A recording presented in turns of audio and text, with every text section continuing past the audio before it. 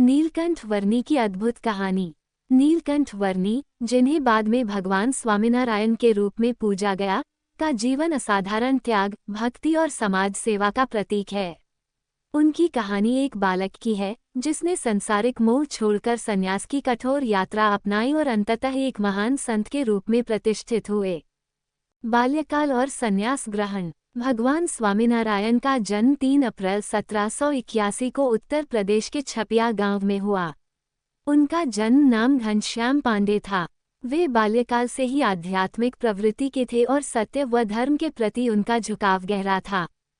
11 वर्ष की आयु में माता पिता के देहांत के बाद उन्होंने घर परिवार को छोड़कर संन्यास ग्रहण कर लिया और एक कठिन आध्यात्मिक यात्रा पर निकल पड़े। तब से वे नीलकंठ वर्णी के नाम से प्रसिद्ध हुए। भारत भर की तीर्थ यात्रा। नीलकंठ वर्णी ने लगभग 7 वर्ष तक पूरे भारत की यात्रा की। इस दौरान उन्होंने हिमालय, नेपाल, काशी, जगन्नाथपुरी, रामेश्वरम, कांची, श्रृंगेरी, द्वारका और अन्य तीर्थ स्थलों का भ्रमण किया। इस यात्रा में उन्होंने कठिन तपस्या की, जंगलों में रहे, उग्र मौसम का सामना किया और संतों एवं साधुओं से धर्म की गहन शिक्षा ग्रहण की। गुजरात में आगमन और रामानंद स्वामी से भेंट। नीलकंठ वर्णी की आध्यात्मिक खोज उन्हें गुजरात ले आई, जहां उनकी भेंट महान संत रामानंद स्वामी से हुई।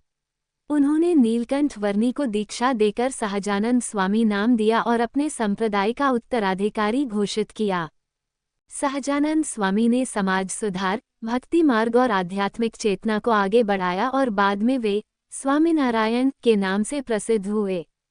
नीलकंठ वर्णी के उपदेश। 1. सदाचार और भक्ति, सत्य, अहिंसा, प्रेम और भगवान की भक्ति पर जोर।